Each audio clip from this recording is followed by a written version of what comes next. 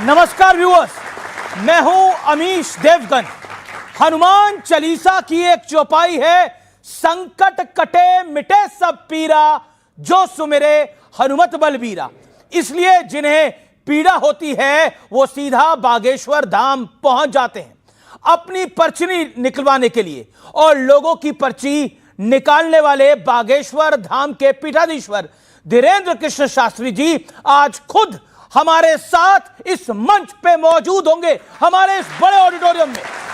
तो जोरदार तालियों के साथ स्वागत कीजिए, अभिनंदन करिए बजरंगबली के अनन्य भक्त धीरेन्द्र कृष्ण शास्त्री जी का। जोरदार तालियों के साथ अभिनंदन है।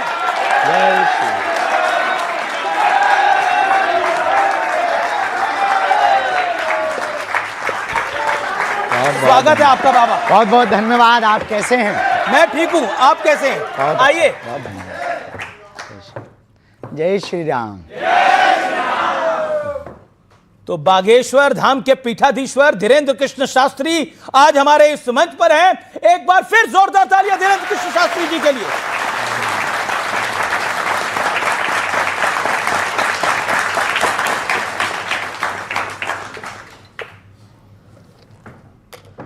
आज धीरेन्द्र कृष्ण शास्त्री जी हमारे साथ हैं, जनता हमारे साथ है, और इस कार्यक्रम का नाम है सत्य, सनातन और विवाद। यह नाम आज हमने इसलिए दिया क्योंकि एक तरफ सनातन की ग्लोबल जय जयकार हो रही है और खुद धीरेन्द्र कृष्ण शास्त्री हाल ही में कई देशों में सनातन का डंका बजाकर लौटे हैं, लेकिन दूसरी तरफ एक के बाद एक कई विवाद भी सामने आ रहे हैं। एक तरफ पाकिस्तान कुछ करता है और दूसरी तरफ अमेरिका कुछ करता है।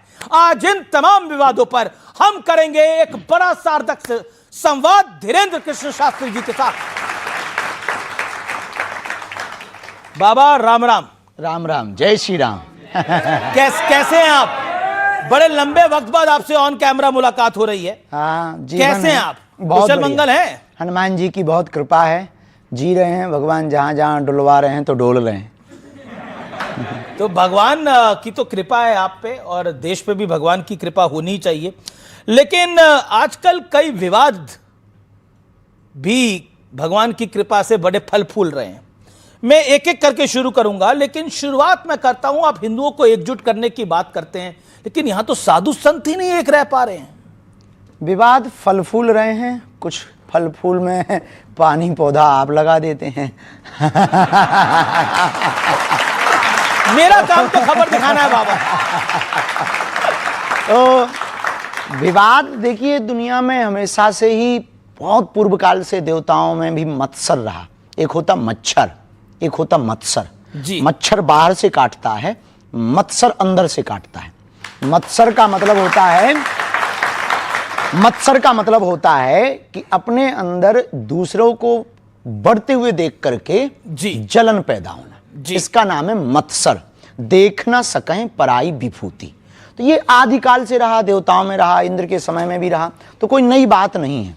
अब वर्तमान में जिस बात से ये विवाद लंबा खिंच रहा, उसमें बड़ा लंबा हाथ है सोशल मीडिया का और आप जैसे महापुरुषों का। अच्छा, मतलब जगत गुरु राम भद्राचार्य जी, मैं भी उनका बड़ा सम्मान करता हूं, जगत गुरु राम भद्राचार्य जी अब प्रेमानंद जी महाराज के बारे में कुछ बोल दें तो जिम्मेदार मीडिया और सोशल मीडिया हो जाता है? नहीं, बाबा जिम्मेदार नहीं है ना। सोशल मीडिया के ऊपर टिप्पणी है, ना संतों के ऊपर टिप्पणी है। बात यह है कि विवाद को बढ़ाना है कि खत्म करना।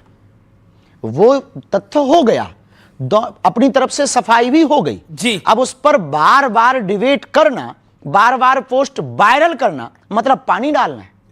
तो आपको क्या लगता है, मैंने जो अब ये पूछना चाह रहा, वो पानी डालना है या पेट्रोल डालना है? नहीं, अब पानी पेट्रोल हम तो ऐसा कुछ नहीं करते। पेट्रोल वाला तो हमारा डिपार्टमेंट ही नहीं है, वो डिपार्टमेंट किसी और का। तो मैं ये एक प्रश्न आपसे पूछना चाह रहा हूं जी। आप हिंदुओं को एकजुट करने की बात करते हैं, मेरा प्रश्न ये है कि ये साधु संत अगर एकजुट नहीं रह पाएंगे तो समाज को मैसेज क्या देंगे? हमने एक वीडियो के माध्यम से कहा भी है, सभी महापुरुषों से प्रार्थना भी जी। की। देश को यदि बचाना है, सनातन की धज्जियां नहीं उड़वानी, सनातन को यदि बचाना है तो एकमात्र सर्वोत्तम उपाय है, वो ये है कि हमें आपस में एक दूसरे को लड़ करके ऊर्जा खत्म नहीं करनी, सनातन विरोधियों का सामना करने के लिए अपनी ऊर्जा को लगाना चाहिए। लेकिन आपकी बात, अब समय वो आ गया एक छत्र के नीचे बैठने का अब समय वो आ गया, एक स्वर में बोलने का अब समय आ गया, मतांतर ये इसको एक तरफ करके, अपने अपने सिद्धांतों को एक तरफ करके अब समय आ गया सनातन के एक ध्वज को लेकर के सबके साथ चलने का और सबको लेकर चलने का और एक मंच पर बैठने का। लेकिन वर्तमान में परिस्थिति जो इस देश में हो रही है वो निश्चित रूप से सनातन के लिए ये कहीं ना कहीं ग्रहण का काम कर रही हैं। चाहे वो संतों का विवाद हो, चाहे वो तीर्थों पर टिप्पणियां हो, चाहे वो रामचरितमानस का विवाद हो, मानवता पर विवाद हो, मानव सभ्यता पर विवाद हो, महिलाओं पर विवाद हो, बच्चों पर विवाद हो, या फिर नग्नता या फूहड़ता परोसी जा रही हो, या फिर सोशल मीडिया पर बच्चे नचैया और बेटियां नचनियां बन रही हो। ये सब हमारी सनातन संस्कृति और देश की स्थिति को बुरा ना मानना, ये देश की स्थिति को न जाने किस तरफ ले जाया जा रहा। हमारा माना कहना यही है सभी आचार्यों से, आपकी मीडिया को, न्यूज़ 18 को सब लोग देखते हैं और हम कहेंगे कि आप हमें बोलने का मौका दें और ये कहना चाह रहे हैं कि कृपा करके हमारी बात को अन्यथा ना लें। अब संतों से प्रार्थना है, वीडियो ना खेलें, यदि लड़नी है तो एक बंद कमरे में एक दिन बैठ लें और जो होना हो सो हो जाए। वीडियो खेल करके दूसरों को उंगली उठाने का मौका ना दिया जाए। जी, आपने एक अच्छी बात करी कि सनातन की बात करनी चाहिए, लेकिन आपकी सलाह कोई मानेगा आपको लगता है? देखिए, आपकी एडवाइस को कोई सीरियसली लेगा? अब बारिश तो होती है, कोई छाता ले या ना ले उससे मेघों को कोई फर्क नहीं पड़ता। तो आपको बागेश्वर बाबा डर नहीं लगता, धीरेन्द्र शास्त्री जी डर नहीं लगता, बड़े बड़े धर्माचार्य हैं, बड़े बड़े आचार्य हैं, बड़े बड़े साधु संत हैं, कहीं आपके पीछे ना पड़ जाए? कुछ तो पड़े हुए हैं। पड़ जाएंगे, हम चरण पकड़ लेंगे शंकराचार्य और फिर इसके बाद भी वो कुछ करेंगे तो पिट लेंगे। इससे ज्यादा संतों से एक बात याद रखना, औरों से नहीं, संतों से ओनली।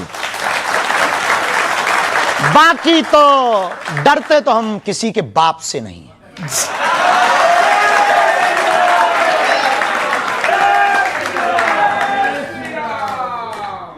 आपने पहले भी मेरे एक साक्षात्कार में बोला था, एक इंटरव्यू में बोला था कि आप डरते तो किसी के बाप से नहीं। क्यों डरे भाई? हमने कहा उसे कर्जा ले रखोगा? हमने किसी से कर्जा नहीं लिया, किसी की बहन बेटी के साथ गलत नहीं किया। देश के लिए जी रहे, देश के लिए मर रहे, राष्ट्र के लिए कार्य कर रहे, बेटियों का विवाह करवा रहे, भंडारा करवा रहे, हॉस्पिटल के लिए पुरुषार्थ कर रहे, कथा से लोगों के जीवन बदलने का प्रयत्न कर रहे, जन चेतना जागृति की पदयात्रा कर रहे, वैचारिक क्रांति कर रहे। अब हमने लूटा है किसी को हमने पकड़ा है या किसी को छेड़ा है या हमने तुम्हारे आपके इस जो मीडिया का जो भी जिसका हो इस पर कब्जा किया हो, तब डरे हम। देखिए, आपने लूटा तो है, सुख चैन लूटा है सनातन विरोधियों का, लूटा तो है आपने। वो लुटने योग्य ही है। जो सनातन विरोधी हैं उनका चैन लुटना ही चाहिए। जो स्वयं हम लोगों से बेचैन है वो चैन में रह सकता क्या? जी, चलिए, मेरा अगला प्रश्न है। संघ प्रमुख मोहन भागवत जी ने एक बहुत बड़ी बात कही। उन्होंने कहा कि सभी को 3 बच्चे पैदा करने चाहिए। नहीं, 4। अच्छा, 4 करने चाहिए। हाँ। अरे 3 पर इतना विवाद हो गया, उनके पीछे पड़ गए सब।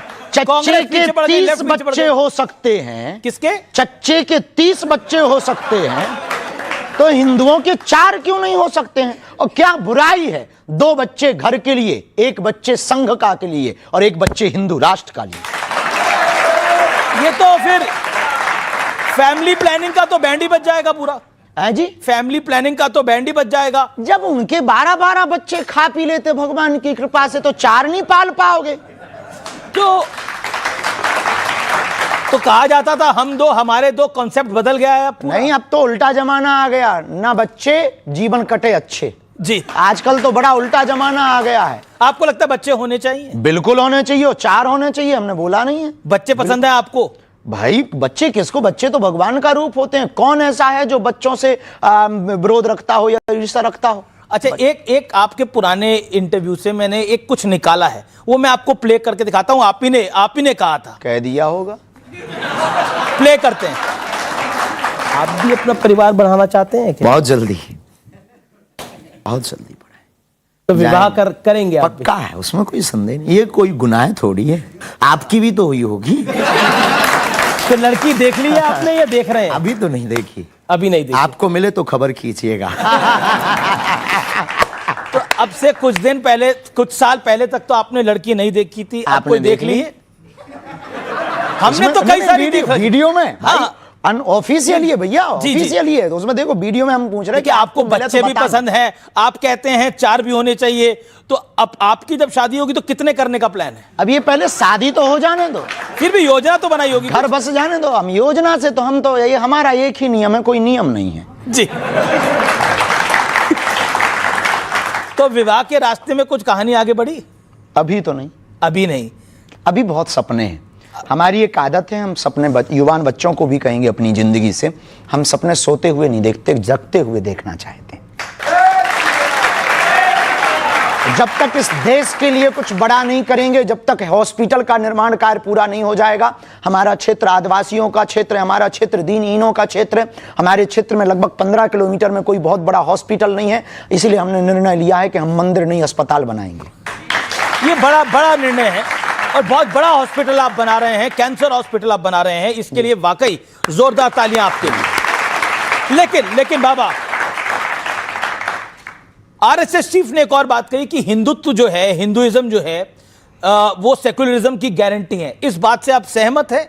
और अगर सहमत है तो क्यों सहमत है? देखिए, सबके अपने अपने भाव होते हैं। सेकुलरिज्म की गारंटी हिंदुत्व है या ये नहीं, इस पर हमने बहुत ज़्यादा विचार नहीं किया।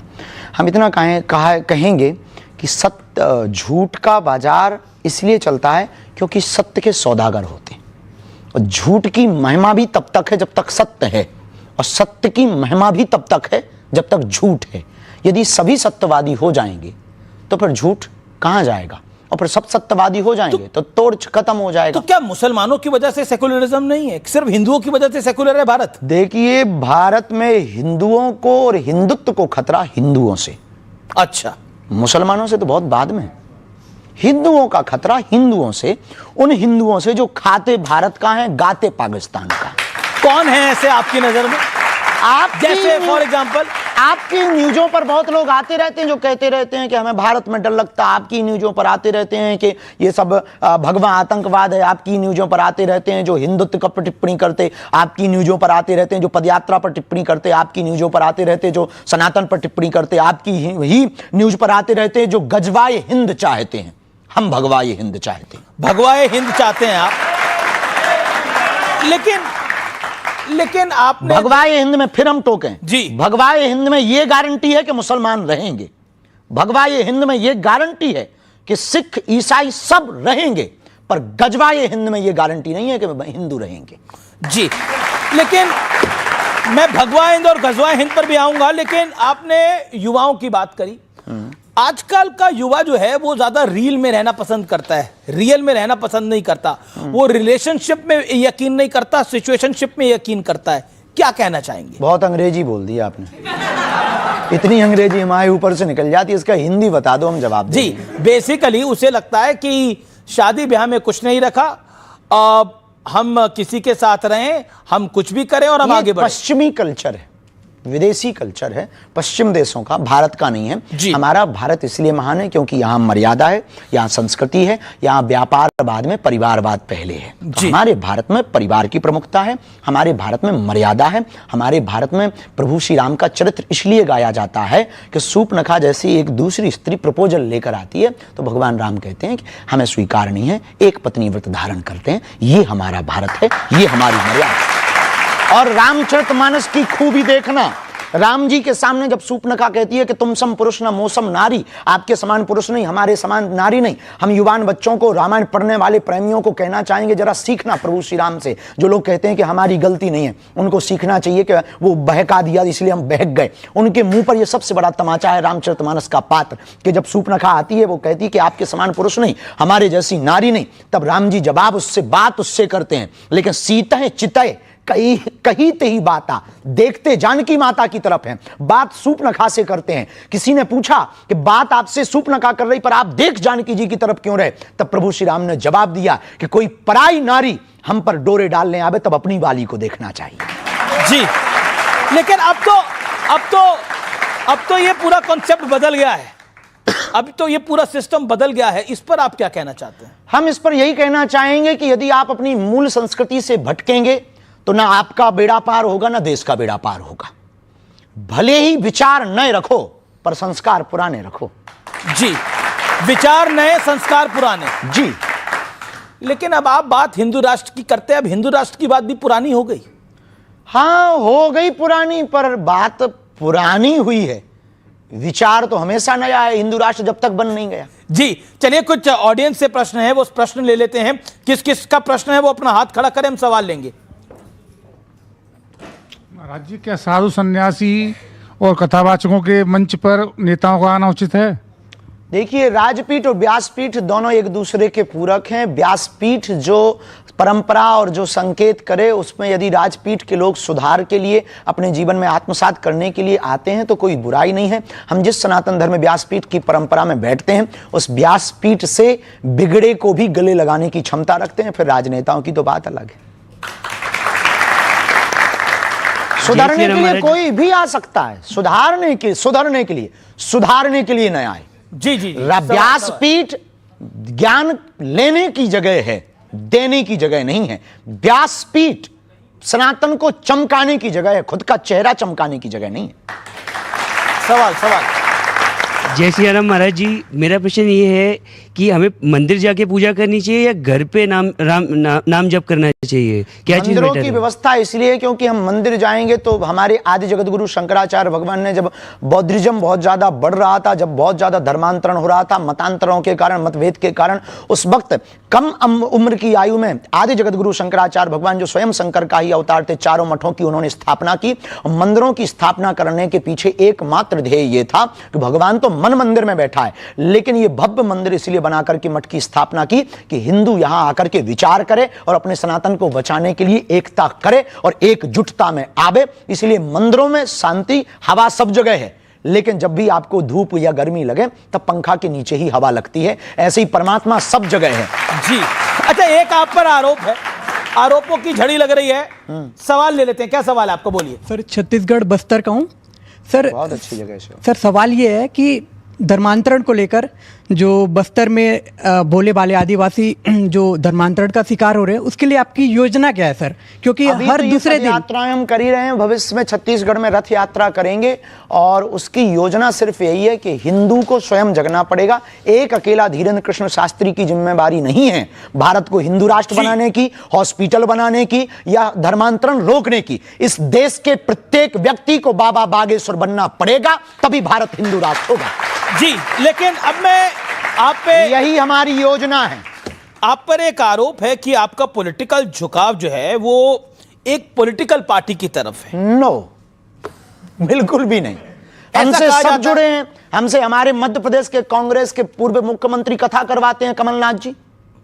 वहां के पूर्व मुख्यमंत्री रहे, उनके सुपुत्र दिग्विजय सिंह के सुपुत्र जयवर्धन जी हमारे मंचों पर आते। हमारी बहुत निजता, मैं बताता हूं ये क्यों बोला जाता है। हाँ। प्रधानमंत्री नरेंद्र मोदी आपके बुलावे पर बागेश्वर धाम पहुंचे थे, उन्होंने आपको अपना छोटा भाई कहकर संबोधित करा, तो आपके विरोधी कह रहे हैं जो मोदी का छोटा भाई है वो तो संगी है। वाह, ये कोई बात हुई है कि उन्होंने छोटा भाई कह दिया तो हम संगी हो गए हैं? अब आपने हमको भाई कह दिया तो क्या हम पत्रकार हो गए हैं? ये आरोप वाले भी ना बिना खुजली के आदमी हैं। लेकिन अब मोदी जी ने आपको छोटा भाई कह दिया, दिक्कत वो भी आपको विवाह की सलाह देके गए थे। जी, वो भी तो विवाह की सलाह देके गए थे। निश्चित रूप से वो बहुत, उनका विजन मिशन बहुत अच्छा है। हम इस बात में, देखिए, हम एक बात कहें, वो प्रधानमंत्री हमारे हैं, इस देश के प्रत्येक नागरिक के प्रधानमंत्री हैं।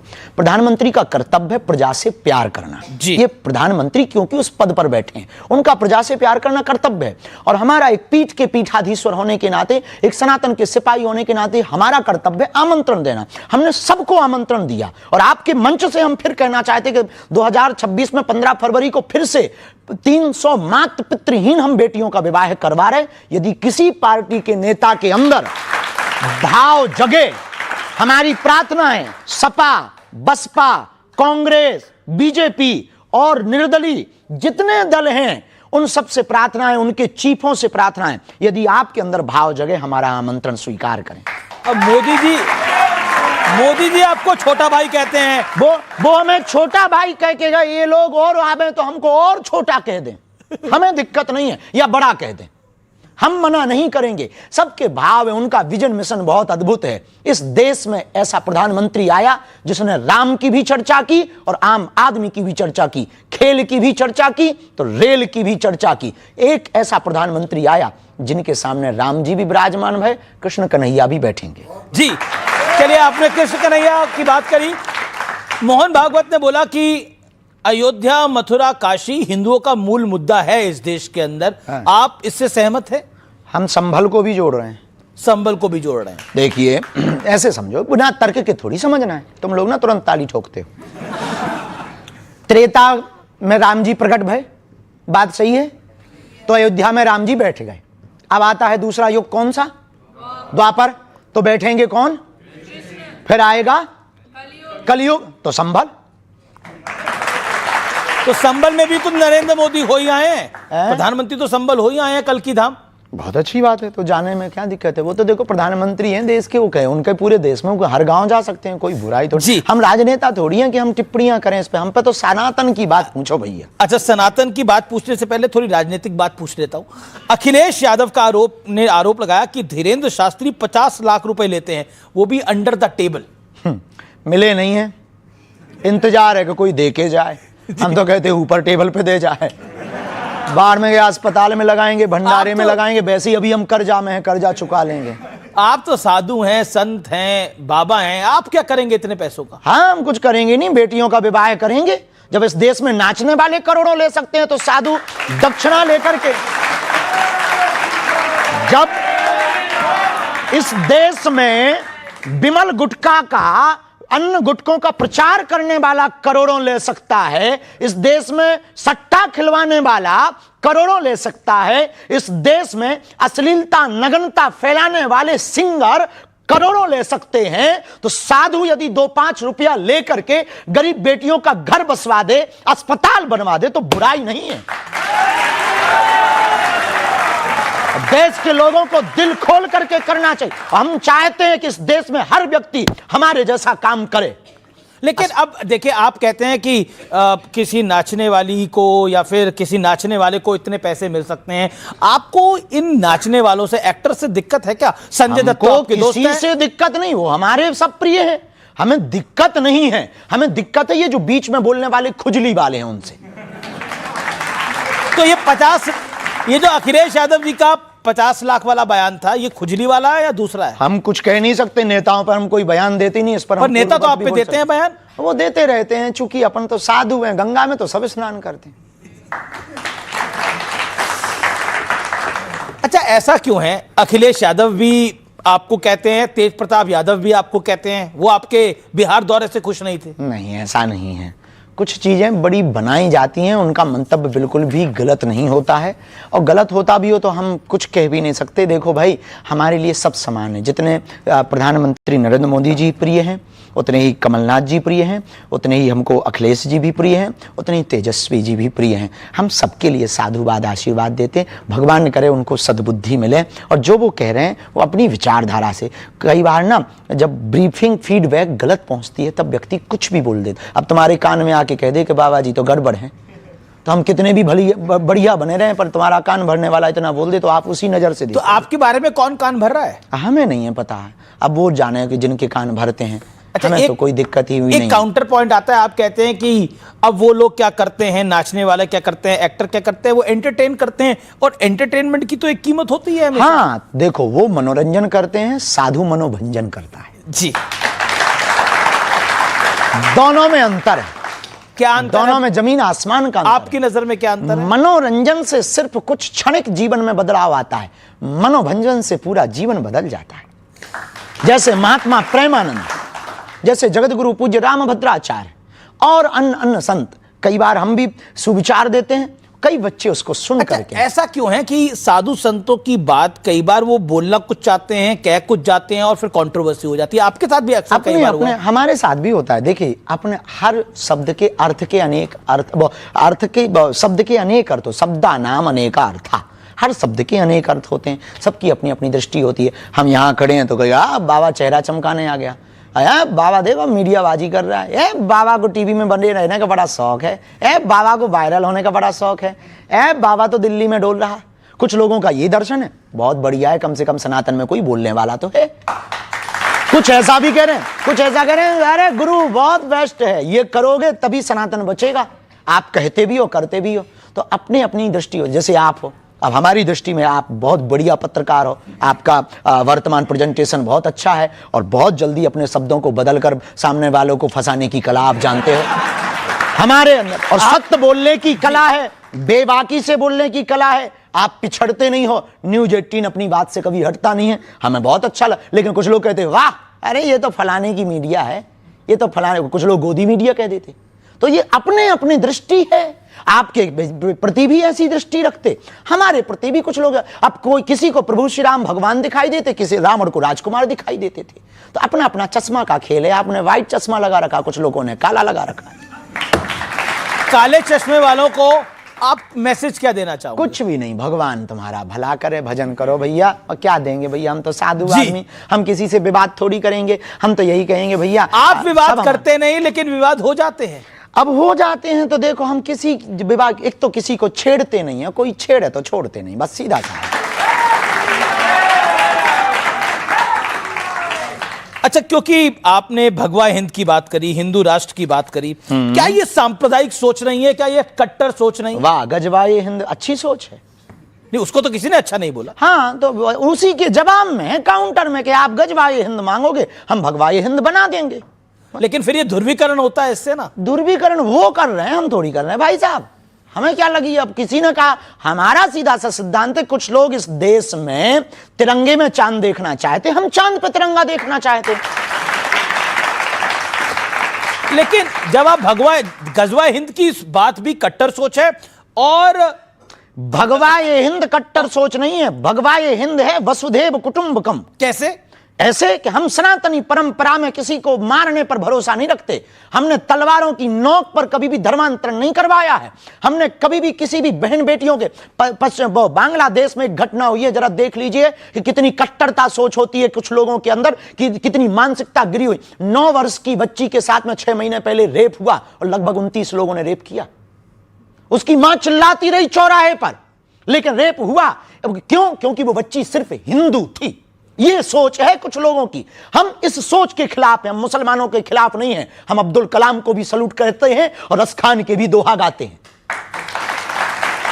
बात आती है तो हम हमने कभी ये नहीं कहा कि मजा रहे, उनकी आस्था के श्रद्धा का केंद्र है। हमने कभी ये नहीं कहा कि मुसलमान इस्लाम खराब है, नहीं। सबको अपनी अपनी आस्था का पूजा करने का अधिकार है, सबको अपने ईश्वर को मनाने का अधिकार है, लेकिन आप दबाव देकर के नहीं मना सकते, आप प्रभाव देकर के नहीं मना सकते हैं। तो गजवा ये हिंद है, सर तन से कलम कर देना, ये सोच का। भगवा ये हिंद है, सबको गले लगा लेना। लेकिन विपक्षी पार्टियां तो देश का भला ही सोचती हैं, वो भी परेशान हो जाती हैं। वो कहती हैं कि ये सांप्रदायिक सोच है, और साथ में वो ये भी कहती हैं ये देश तोड़ने वाली विचारधारा है। तो दोनों देखो, पहली वाली तो हम बात मान लेंगे कि देश तोड़ने वाली विचारधारा है गजवा ये हिंद, भगवा ये हिंद तो नहीं है। ये बात हम मानने को इसलिए तैयार नहीं है। वो भगवा हिंद को भी कहते हैं कि ये देश तोड़ने वाले विचार। अब वो अपने अपने विचार हैं, क्योंकि उन्होंने पढ़ा नहीं ना जी। मेरा अगला सवाल आपसे बड़ा महत्वपूर्ण है। आपको ध्यान होगा, एक मालेगांव ब्लास्ट केस हुआ था और इसके तमाम आरोपियों को बरी कर दिया गया। तब हमारी उम्र मात्र 7-8 साल की थी। हमने बाद में आर्टिकल्स में पढ़ा, इंटरव्यू को देखा, बहुत सी न्यूज़ों को पढ़ा, कोशिश भर पढ़ते हैं, तथ्य होना चाहिए।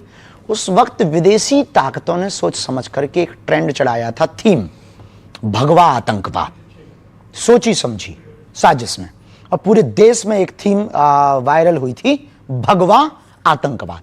लेकिन भगवान की बड़ी कृपा है, 19 साल बाद ना, 19 साल है, 2006, तो कितने साल हो गए? 19 साल हो गए। 19 साल बाद इस देश की न्यायपालिका ने यह सिद्ध कर दिया, भगवा आतंकवाद नहीं होता। पूर्व मुख्यमंत्री हैं पृथ्वीराज चौहान, वो कहते हैं कि भगवा आतंकवाद तो नहीं होता, सही बात है, लेकिन सनातनी आतंकवाद होता है। उन्होंने अभी 2025 में यह बयान दिया है। हम उन पर कोई जवाब नहीं देंगे, नेता का जवाब दें हम। फिर भी सनातन आतंकवाद पर आपका कमेंट? अभी तक कोई हमको तथ्य मिला नहीं कि सनातन आतंकवाद किसी भी, देखिए, आतंकवाद का कोई धर्म या मजहब नहीं होता। आतंकवादी एक विचारधारा है, देश के ऊपर हिंसा करके या किसी भी जगह पर हिंसा करके अपनी बातों को मनवाना। या देश की मानवीय परंपरा को खत्म करना, मानवता पर आपने बोला आतंकवाद का कोई धर्म नहीं होता, कोई भी आतंकवादी हो सकता, हम मानते हैं, पर पाकिस्तान आतंकवादी है, पाकिस्तान में आतंकवादी है, ये धर्म है जी। और पहलगाम में तो धर्म पूछ कर गोली मारी गई पहलगाम क्यों? क्योंकि वो पाकिस्तानी थे, तब तो 9 ठिकाने अपनी सेना ने ठोके। लेकिन मुनीर के बारे में आप कहना क्या चाहते हैं? कुछ भी नहीं, झिकलेट आदमी है। क्या आदमी है? झिकलेट है वो। इसका मतलब भी समझा दीजिए। इसका अर्थ नहीं बता सकते हम, गूगल करो। झिकलेट का अर्थ आपने बता सकते? उसका मतलब ये है, झिकलेट का मतलब ये है कि भाई बिच्छू का मंत्र जानते नहीं है, में हाथ डाल रहा है जी। लेकिन मुनीर ने जो बात बोली, जब पहलगाम आतंकी हमले से पहले उन्होंने बोला हमारा देश अलग इसलिए हुआ क्योंकि हम में और हिंदुओं में बहुत फर्क है, हमारी पद्धति अलग है, हमारा जीवन अलग है। बिल्कुल। बस 1947 में आपको अलग एक जगह भी दे दी, पर हमको एक बात से आज भी हमको मन में दुख है। जब 1947 में 47 में धर्म के नाम पर जगह बांट दी, तो देश में ये बच कौन गए? बताइए, धर्म के नाम पर बंटवारा हुआ कि नहीं हुआ? फिर जब धर्म के नाम पर बंटवारा हुआ तो एक बंटवारे में कमी रह गई। क्या कमी रह गई? वो ये रह गई कि फिर बिल्कुल ही यहां से सफाया कर देना चाहिए थे वहां उनके वाले, और हमारे वाले वहां से पूरे ले आने थे यहां। लेकिन अब तो हुआ नहीं है। अब वो तो हम नहीं थे, नहीं तो हम ऐसा करते। लेकिन ऑपरेशन सिंदूर को लेकर बहुत सारी बयानबाजी हुई, लेकिन अमिताभ बच्चन को तो आप जानते होंगे। नाम सुना है, हमारा परिचय नहीं है उनसे। उनकी धर्मपत्नी है जया बच्चन, उन्होंने बोला ये ऑपरेशन सिंदूर क्या नाम होता है? हम नहीं कह सकते उनकी बात पर, क्योंकि किसी की। पर आपको लगता है ऑपरेशन सिंदूर नाम गलत है? नहीं, उन्होंने देखिए सिंदूर उजाड़ा है तो सिंदूर नाम रख दिया, क्या गलत है? सठे साठ्यम समाचरित, शास्त्र कहता है जैसे को तैसा। ऑपरेशन महादेव बहुत अच्छा। अब इस पर भी सवाल खड़े होते हैं कि ये इस तरह के नाम क्यों रखे जाते हैं? अब कुछ लोगों को तो पहले पढ़ाया जाता था गा से गणेश, तो कुछ लोग कहते थे इससे सांप्रदायिकता फैलती है, तो फिर गा से गधा पढ़ाया जाने लगा। और गा से गणेश बंद हुआ, गा से गधा पढ़ाया जाने लगा, तब से हो गया खेल, गधे ही पैदा हो रहे हैं। अब मैं आपको बताता हूं, बाला साहब ठाकरे की जो पार्टी है, उनकी पार्टी के एक संजय हैं और संजय राउत, वो कहते हैं कि ऑपरेशन महादेव, ऑपरेशन सिंदूर जैसे नामों के जरिए धार्मिक रंग दिया जाता है। नहीं, महादेव संहार के देवता हैं और शंकर जी सबके हैं। इस दुनिया में 3000 साल पहले जी कोई भी दूसरा धर्म नहीं था सनातन को छोड़कर। अब कोई अपने बाप को बाप नहीं बोल रहा तो ये उन लोगों की गलती है। कुछ सवाल ले लेते हैं। मैं उदय शहरी, भगत, सन्यासी या इनकलाबी, तीनों में श्रेष्ठ कौन है? भक्त यानी भक्त, ऐसी बात है ना। भक्त, सन्यासी और इनकलाबी राष्ट्रप्रेमी, यही तीनों ही ठीक हैं। देखिए, भक्त और सन्यासी दो अलग नहीं है, एक ही हैं, जैसे चीनी और शुगर। ठीक है, दोनों। भक्त के बिना सन्यासी नहीं हो सकता, भक्ति के बिना सन्यासी कैसे हो सकता, और भक्ति के बिना इनकलाबी भी नहीं हो सकता। राष्ट्र की भक्ति ना हो तो वो इनकलाब जिंदाबाद कैसे बोलेगा? 2 लाइन में मैं वंदन करूंगा कि चुरा कर रंग जीवन के सत्य सनातन धर्म के मंच पे आए हैं। समय की दौड़ में हमने यहाँ कुछ पल बिताए हैं। मिलेगा साथ शास्त्री जी का हम सम्मान करते हैं। सुशोभित मंच से हम वंदन बारंबार करते हैं। जय श्री राम। राधे राधे गुरुजी। राधे राधे। मेरा आपसे ये प्रश्न है कि एक व्यक्ति के जीवन में सफलता का रहस्य क्या होता है, और एक व्यक्ति को सफल होने के लिए सिर्फ मेहनत या फिर किस्मत का भी साथ देना जरूरी होता है? सफलता पाने के लिए 3 सूत्र हैं, हमारे निजी अनुभव के सूत्र हैं। यदि वो आप पालोगे तो शायद आप सफलता पा पाओगे। सोचो, बोलो, करो। पश्चिमी विचारक ने कहा है कि जो आप सोचेंगे वो आप बोलने लगेंगे, जो आप बोलेंगे वो शब्द बनेंगे, जो शब्द बनेंगे वो आदत बनेगी, जो आदत बनेगी वो आपके कर्म बनेंगे, जो कर्म बनेंगे वो आपका भाग्य बनेगा। जी सवाल मेरा सवाल ये है कि हम जैसा देखते हैं कि हिंदुत्व पर कुछ भी बोल देना बहुत आसान होता है, कोई भी अपनी मर्जी से जो मन में आता है बोल देता है, लेकिन और धर्मों में कुछ भी बोलना उस पर फिर हम देखते हैं कि जैसे अटैक हो जाते हैं, हमले हो जाते हैं, लेकिन हिंदुत्व पे और फिर उस पर कोई एक्शन भी नहीं होता। तो इसको आप कैसे देखते हैं? ये हिंदुओं की बुजदिली पना का परिणाम है कि वो रामचरितमानस जलाते रहे, तुम चुप रहे, वो गाय काटते रहे, तुम चुप रहे, वो राम मंदिर पर 500 साल तक तुम्हें कोर्ट में घिसवाते रहे, तुम चुप रहे, वो मंदिर तोड़कर मस्जिद बनाते रहे, तुम चुप रहे, वो तुम्हारे राम के होने का सबूत मंगाते रहे, तुम चुप रहे, वो गंगा को भी कुछ और कहते रहे, तुम चुप रहे, वो दुर्गा को भी कुछ और कहते रहे, तुम चुप रहे, वो राम सेतु को भी कुछ कहते रहे, तुम चुप रहे। राम सेतु का अर्थ ही है राम सेतु, फिर भी वो राम सेतु का मतलब पूछते हैं। इसका मंतव्य हिंदू बहुत बड़ा बुजदिल है। कुंभकर्ण के बाद यदि कोई सोया है तो हिंदू सोया है। आपको क्यों लगता है कि हिंदू सोया हुआ है? यदि हिंदू सोया ना होता तो इतने लफड़े होते? हिंदू सोया ना होता तो हमें क्या आपके साथ डिबेट करना पड़ता? हिंदू सोया ना होता तो इनकी आवाज को हमें उठाना होता? हिंदू सोया ना होता तो क्या हमें पदयात्राएं करनी होती? हिंदू सोया ना होता तो क्या हमें धर्म विरोधियों से लड़ना पड़ता? हिंदू सोया ना होता तो क्या हमारी रामायण को जलाया जाता? हिंदू सोया ना होता तो क्या हमारी आस्था के प्रतीक तीर्थ राम मंदिर, कृष्ण मंदिर या संबल में मंदिरों को तोड़ करके दूसरे मजहब के आस्था के केंद्र बनाए जाते? हिंदू सोया ना होता तो क्या हमारे राम को काल्पनिक कहा जाता? हिंदू सोया ना होता तो क्या द्रौपदी के ऊपर परिहास किया जाता? हिंदू सोया ना होता तो क्या हमारे प्रभु श्री राम के बारे में अनर्गल टिप्पणियां की जाती? हिंदू सोया ना होता तो क्या इस देश में गाय कटने के बूचड़ खाने होते? हिंदू सोया ना होता तो क्या यमुना गंदी होती? हिंदू सोया ना होता तो क्या गंगा गंदी ना होती? हिंदू सोया ना होता तो क्या हमारे तीर्थों पर ब्लास्ट होते? कि हिंदू सोया है। लेकिन ऐसा माना जा रहा है कि अब मोदी के शासन में आने के बाद बीते 11 साल में हिंदू में एक चेतना हुई है, राम का मंदिर भी बना। निश्चित रूप से राम मंदिर बनने के बाद और सनातनी परंपरा के लोग आने के बाद लोगों को बल मिला है, लेकिन एक अकेले प्रधानमंत्री नरेंद्र मोदी, एक अकेले बागेश्वर बाबा, एक अकेले शंकराचार्य, एक अकेले बाबा जगतगुरु रामभद्राचार्य, एक अकेले स्वामी बाबा प्रेमानंद युवान, इन लोगों से देश का उद्धार केवल अकेले से नहीं होना है, प्रत्येक व्यक्ति को सनातन का फाइटर सिपाही बनना पड़ेगा। एक प्रश्न मेरा पूरी जनता की तरफ से, इस देश के युवा से बाबा बागेश्वर को क्या उम्मीदें हैं? संस्कार और संस्कृति और सनातन और भारत के संवर्धन की उम्मीद है। ये आपको उम्मीद है। चलिए कुछ और प्रश्न है, सवाल ले लेते हैं। हाथ खड़ा करें जो सवाल पूछना चाहते हैं। गुरुजी, आपके विचारों से हिंदू राष्ट्र में जाति आधारित भेदभाव को कैसे खत्म किया जा सकता है? जाति हो इससे कोई दिक्कत नहीं, पर जाति अभिमान नहीं होना चाहिए।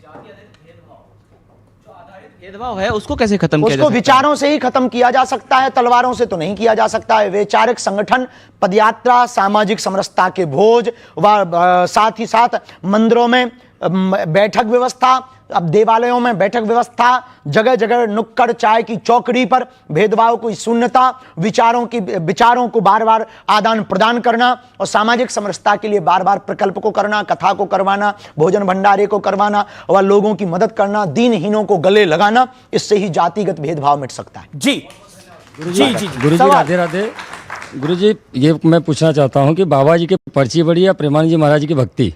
जी, बाबा जी की पर्ची बड़ी या प्रेमानंद जी महाराज जी की भक्ति बड़ी है? ये आप जो है भारत पाकिस्तान का नक्शा, तुम बाबाओं को लड़वाने आए हो क्या? तूने ठेका ही ले रखा है महात्माओं को लड़वाने का कि कौन बढ़िया है? ये बता, तू बढ़िया है या तेरे पिताजी बढ़िया है? अब बता, हैं? तो बस दोनों सही है। उन्होंने बोला दोनों सही है। बेटा ज्यादा खुजली हो तो हवेली पे भी आ जाना। जी सवाल ले लेते हैं। बोलो भाई। सतकोटि प्रणाम बाबा। मेरा सवाल आपसे यह है कि आपने बोला कि विचार नए होने चाहिए लेकिन संस्कार पुराने होने चाहिए, लेकिन संस्कारों के नाम पे जो महिलाओं के साथ इतने सदियों से गलत होता आया है, उनको घर से नहीं निकलने दिया जाता है, उनको नौकरियां नहीं करने दी जाती हैं और सारे संस्कारों का बोझ सिर्फ महिलाओं पे दे दिया जाता है। सनातन के लोगों ने नहीं किया, इस देश की कुछ बुद्धि, इस देश की बुद्धिहीन लोगों ने किया है। इस देश में कुछ लोगों को सेक्युलरिज्म का कीड़ा काटता और राजनीति का कीड़ा काटता, उन्होंने मतभेद किया है। हमारे सनातन ने तो महिलाओं को पीछे नहीं, बगल में नहीं, आगे रखा है। हम जब भी भगवान का नाम लेते हैं तो राम सीता नहीं कहते, सीताराम कहते हैं।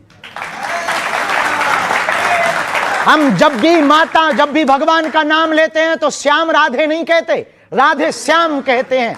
हमारे सनातन में तो मातृ शक्ति को यत्र नार्यस्तु पूज्यन्ते रमन्ते तत्र देवता, जहां नारी की पूजा है वहां देवता वास करते हैं। हमारे सनातन में लिखा, नारी निंदा मत करो, नारी रतन खदान, नारी से नर उपजे ध्रुव प्रहलाद समान। जी, तो हमारे सनातन धर्म ने, हमारी सनातनी परंपरा ने, हमारे वेदों ने, हमारे ऋषियों ने कभी भी मातृ शक्ति का अनादर नहीं किया, उनको सबसे आगे बैठाया है। बिना शक्ति के शिव भी अधूरे हैं। ये कुछ इस देश में कुठारा घात, इस देश को बिगाड़ने और पुरुष स्त्री के बीच में भेद करने वाले कुछ बुद्धिहीन लोगों ने ये भेद फैलाए हैं।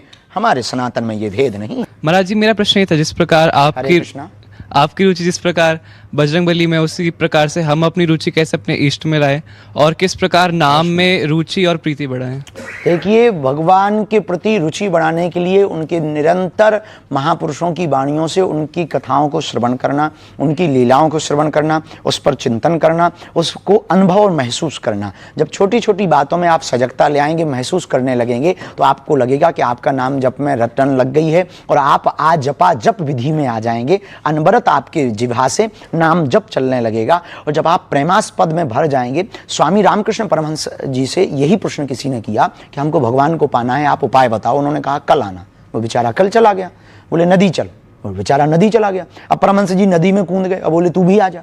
तो सीधा साधा आदमी रहा होगा तुम्हारे जैसा, नदी में कूद गया। वो जैसे ही वो नदी में कूदा, वो ऊपर चढ़ बैठे, सिर पे बैठ गए। अब वो फड़फड़ाने लगा पानी में, क्योंकि श्वास नहीं ले पा रहा। जब थोड़ी देर बाद रामकृष्ण परमहंस जी ने छोड़ा तो उसने पूछा कि ये क्या था? हमें तो पागल पहले लग रहे थे, अब कंफर्म हो गया। बोला हम पागल वागल नहीं है, तूने पूछा भगवान को कैसे पाएंगे तो उसका उपाय बताया। बोले ये थोड़ी उपाय है कि नदी में डुबाओ। बोले जिस प्रकार तू नदी में श्वास लेने के लिए तड़प रहा था, ऐसे ही तड़प जब तू परमात्मा के लिए अंदर ले आएगा तो परमात्मा की प्राप्ति होगी। तड़प को बढ़ाने के लिए प्रेम बहुत ज्यादा जरूरी है। तड़प को बढ़ाने के लिए उनकी लीलाएं सुनना बहुत ज्यादा जरूरी है। तड़प को बढ़ाने के लिए महापुरुषों के चरित्रों को, जीवन को देखना बहुत ज्यादा जरूरी है। तो नाम पर भी निष्ठा होगी, भगवान पर भी निष्ठा। आपने प्रेम की बात करी, तड़प की बात करी। ये युवा पीढ़ी के लिए सवाल है, आपकी नजर में प्रेम क्या है, प्यार क्या है, लव क्या है? देखिए, अब लव का हमें पता नहीं, प्रेम का पता है। आजकल लव के बहुत से अर्थ हैं। प्रेम का मतलब है समर्पित हो जाना। प्रेम का मतलब है, बिंदु जी की एक बहुत अच्छी लाइनें थी, मैं अगर देखूं तो देखूं मगर तुम ना मुझको देखना, तुमने अगर देखा तो फिर मगरूर हो जाऊंगा मैं अगर चाहूं तो चाहूं मगर तुम ना मुझको चाहना, तुमने अगर चाहा तो फिर प्रेमी नहीं मजदूर हो जाऊंगा मैं। लेकिन राधा और मीरा के प्रेम में, प्यार में, इश्क में और आज की जनरेशन की इश्क तो नाम ही मत लीजिए। नहीं, तो आज प्रेम ही नाम लो, बहुत बेहतर। तो आज की जनरेशन की मोहब्बत में क्या फर्क है जी? आज की जनरेशन की मोहब्बत वो में शाश्वत प्रेम है, पवित्र प्रेम है, और आज का प्रेम वासना का प्रेम है। आज का प्रेम है भोग का प्रेम। आज का प्रेम है सिर्फ शारीरिक सुख का प्रेम। आज का प्रेम है क्षणिक में बदलने का प्रेम। आज का प्रेम सिर्फ बिस्तर तक रह गया है। बुरा मत मानना, आपकी टीवी पर ऐसी बात बोलेंगे कई लोगों को लगेगा बाबा बहुत विचित्र बात बोल रहा। बिस्तर पर ले जाने वाले तुम्हें बहुत लोग मिलेंगे, मंजिल पर ले जाने वाला कोई मिलेगा। तो आप राधा और मीरा के प्रेम को आज के प्रेम से नहीं तोल सकते, क्योंकि आज का प्रेम वासना का है। मीरा और राधा का प्रेम उपासना का था, और मीरा और राधा ने सिर्फ कृष्ण से प्रेम किया। और आजकल के बेटा और बेटी तो भगवान ही बचाएं। क्या आपको आज के बेटे और बेटियों में, लड़के लड़कियों में क्या गड़बड़ दिख रही है? कुछ भी गड़बड़ नहीं, हमें तो सब अच्छे ही दिख रहे हैं, हमें क्या लेना देना। हम उनको एक सलाह कोई देना चाहेंगे आप अपनी तरफ? यही सलाह देंगे कि देखो भाई, बुरा मत मानना, ये प्यार मोहब्बत, इसके जो भी तुमने नाम देते हो ये सब बाद में कर लेना, पहले सफलता पा लेना। पहले सफलता पा लो।